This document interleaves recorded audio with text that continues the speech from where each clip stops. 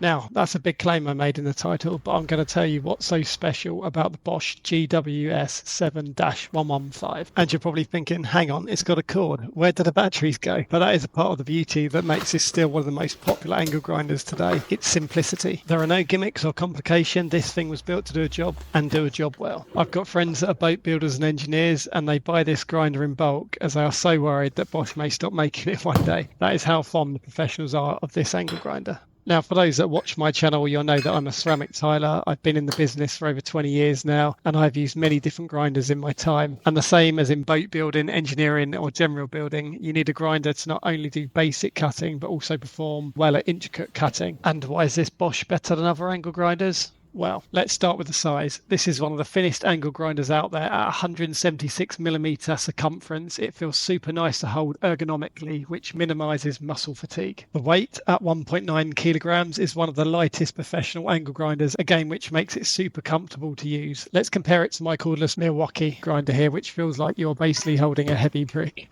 And if you want more runtime or power, you'll need bigger batteries, thus for making it even more heavier, making it more awkward and creating more muscle fatigue. Now, don't get me wrong, cordless grinders have a purpose for quick cuts and maybe getting things up high and cutting outside, but that's about it. It's not something you want to use day to day. And just like me, with many builders, you'll see they rarely come out of a van compared to a corded grinder. The motor, at 720 watts, it has a very powerful motor that is super reliable and balanced. You don't want your grinder to be too aggressive for detail cutting. I've never had a motor failure in 10 years of using these. The brushes are easy accessible from the top for maintenance, although I must be honest, I have never changed them. They wear out after about 2 to 3 years of constant use, and I normally just chuck it away and buy a new one, which brings us on to the price. At a very reasonable 70 English pounds, the price hasn't changed that much over the last 10 years, and for a top tier grinder, this price is an absolute steal compared to other grinders in its field, which just don't have the same qualities. So to get 2 to 3 years out of it, getting absolutely abused at that price, and I'm sure it'd last for longer if you change the brushes, it's a no-brainer. As far as general features go, you have your 2 safety motion switch, so if you lose power, your grinder won't start when the power comes back on. You'll have to push down and start again, which is a great safety feature. You have your standard bulletproof rated blade guard,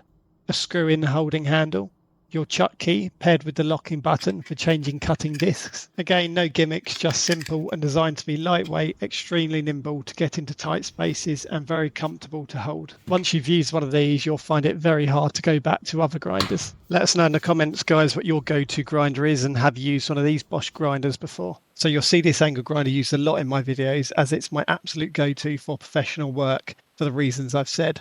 And angle grinders are easily overlooked, but it's one of your main tools in your kit. You don't need to carry around heavy water cutters these days, especially for tiling. Along with your manual tile cutter, these are the 2 main items you need to complete a job. And if you want to see the best manual tile cutter, then watch this video right here, guys.